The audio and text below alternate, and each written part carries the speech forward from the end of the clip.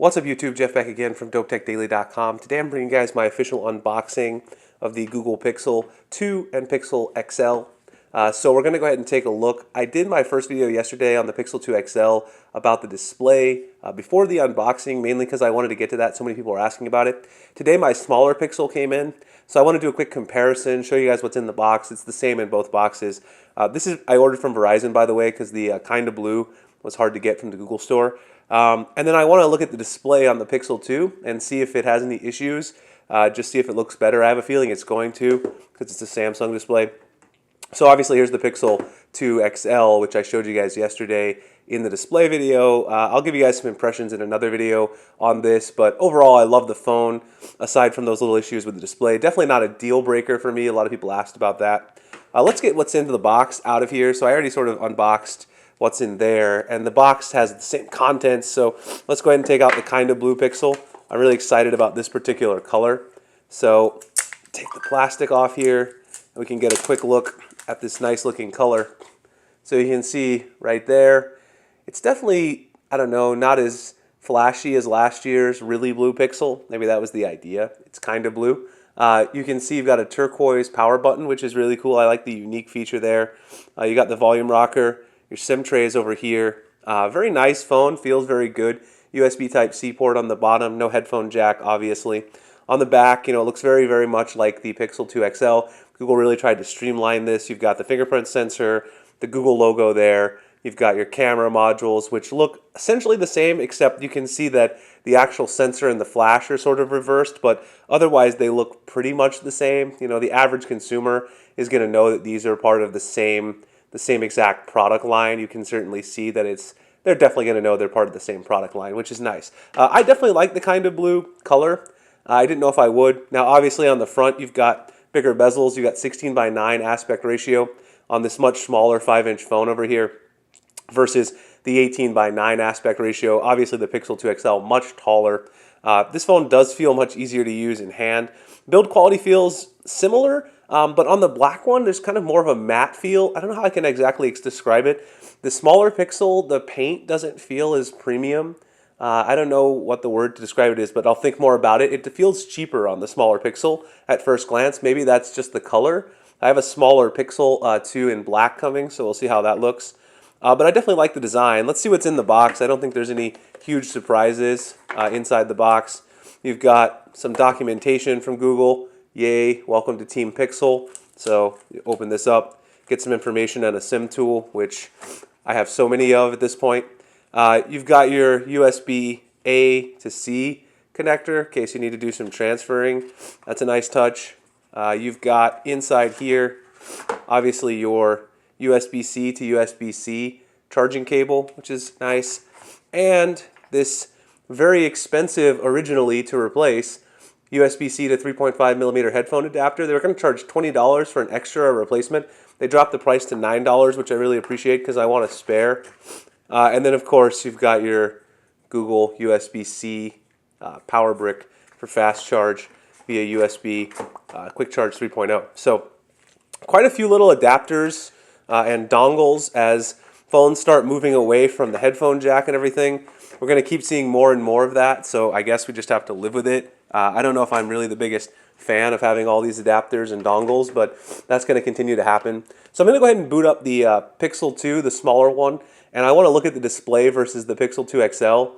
And then maybe I'll give you guys a few more impressions about just how I feel about the size of the two devices. But I definitely like the color, and like I mentioned, there's a little difference in the feel, the build quality. So I'll be right back. We'll take a look at the display, and I'll say a few things about the software as well, since I didn't get to yesterday. All right, YouTube, we're back, and I want to get into talking about the differences in display, and also just talk about a little bit of things in the software that I've noticed in the end of this unboxing. Before I do that, though, I do want to mention the sponsor of today's video.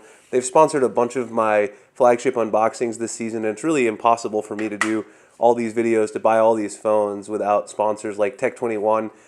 They sent me out cases for the Pixel 2 and the Pixel 2 XL. They sent me the exact same cases. So I'm going to go ahead and show you the one for the Pixel 2 in black and the one for the Pixel 2 XL.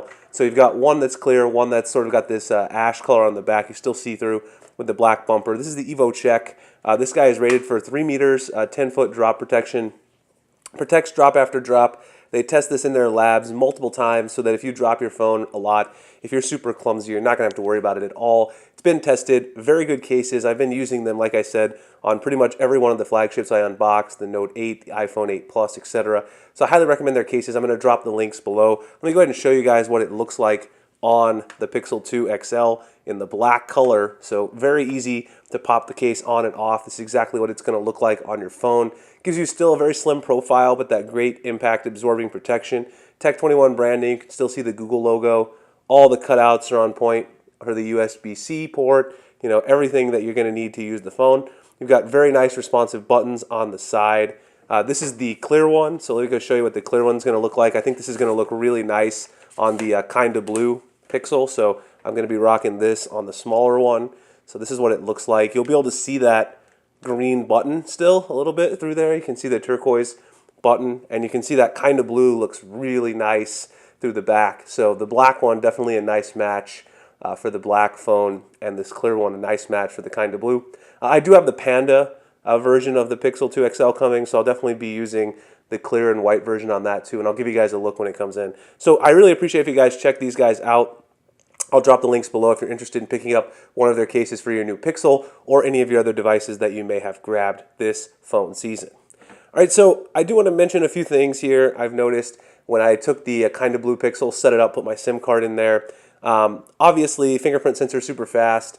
Everything is super fast, just like on the Pixel 2 XL, because obviously they've got the same processor. They both got 4 gigs of RAM, both got 64 gigs of storage. One thing I did want to go in and show you guys is how much you have available out of the box before you put any apps in there. You can see that out of the box, you've got 10.49 gigabytes used. That gives you 53.51 gigabytes free to install apps. So it's always a good thing to know right out of the box what's going on with that. One thing I will say is you can see the bezels. The bezels are kind of huge. That's just because I've been using a Note 8 V30 and then the Pixel 2 XL yesterday. Probably I'm just not used to it. If you're used to bezels on your phone, it's really nice to have a smaller phone for the form factor, and I definitely like that. One other thing I will say, like I mentioned before, is that the Pixel 2 on the back, it just feels a little bit cheaper on the actual painted part down here, where they painted over where you used to have the metal last year. I don't know exactly why that is. I'll have to research. Maybe we'll see if we can find out. Camera's the same on both of them, and some amazing shots I took on the Pixel 2 XL, which I'll have in a follow-up video to show you guys some camera comparisons. So let's take a quick look at the displays, because that's what I'm really interested in. And I did a little bit of quick comparing. So here is the Pixel 2 versus the Pixel 2 XL display, and I just want to see if it has that sort of tilt issue where you get really warm to blue. So they both look kind of warm when they're straight on like this. And if you tilt them to the side, you'll see that you do get color shifting on both. In my opinion, it's a little more drastic on the Pixel 2 XL, but obviously both of these displays do have the color shifting issue. So it's not like the smaller one is immune to this. Obviously all AMOLED displays are going to have some color shifting at different angles, but you can definitely see that it's a little more extreme on the Pixel 2 XL with the POLED display from LG. The smaller one has a Samsung AMOLED display on it. Now, the other thing that we talked about last time were two other issues. We talked a little bit about the muted colors, and the muted colors are still present on the smaller phone as well because they're both running sRGB color standard right out of the box. That's default and you can't change it. I mentioned yesterday if you go into the search settings, you can actually search for sRGB and it pops up under developer options to change the picture color mode, but if you tap on it, it takes you in here and it's nowhere to be found. You can't actually access it. So the muted colors actually look very similar on the Pixel 2 and the Pixel 2 XL. I think maybe they look a little more, I mean, you guys can look and see. I can't tell a huge difference on the actual displays. I don't think the Samsung display really compensates much there because of that color spectrum. I really think Google is going to give us an update so we can actually choose perhaps a more vibrant, more saturated display if you like that. Some people like the accurate colors that the sRGB mode offers, and that's perfectly fine. The final issue, which I will investigate further, is the banding issue, which was on the POLED display and the LG V30. I have a feeling that's not going to be an issue with the smaller Pixel 2, just because this is a Samsung AMOLED display, and I already compared the LG V30 and the Pixel 2 XL to the Note 8, and there are really no banding issues at low brightness on that display. So I think the display will be better from that standpoint, but of course I'll test that. So really, I mean, in terms of the color profile and this sort of tilt issue, so you can see if you just have one of them, you can see here warm, and then it gets to cool as you tilt, even at kind of a slight angle. So a lot of people have suggested that this might have something to do with the polarization mechanism that Google has implemented on the phone. And that's a possibility, but obviously it doesn't appear to be a whole lot better on the smaller or larger version, which is something that I was interested in. So otherwise, first impressions of both phones. The phones are both fantastic. Otherwise, I mean, these display issues are not deal breakers. I've said that a bunch of times. I'm still going to end up carrying one or both of these phones for the rest of the year. I love the Pixel phones. I love getting stock Android, Google's vision for Android. The phone's super fast. The camera's amazing. If you guys get a chance, go over to Twitter and check out some of the photos that I posted earlier today with the portrait mode. These photos are just impressive. The front-facing portrait mode as well. It does a really good job. Sometimes messes up the edge detection a little bit, but overall it does a really nice job in portrait mode of getting that background blur in a really nice way. I've been very impressed with the camera, the overall speakers on the Pixel 2 XL. Obviously I'll have to test those on the smaller one, but those appear to be very impressive. You've got excellent overall software performance, hardware performance. Everything seems to be coming together for Google, aside from just a few issues with the display, but I don't think I'd put that off and make me not buy one of these phones. I think you're definitely going to get more color profile options in the software update, and then you'll be good to go.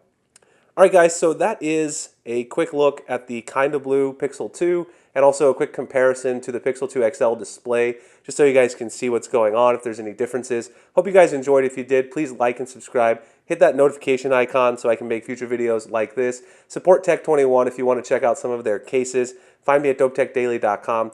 Google+, Instagram, and Twitter at the links in the description. I really appreciate you guys checking out this video, and I'll see you in the next one. Thanks a lot for watching.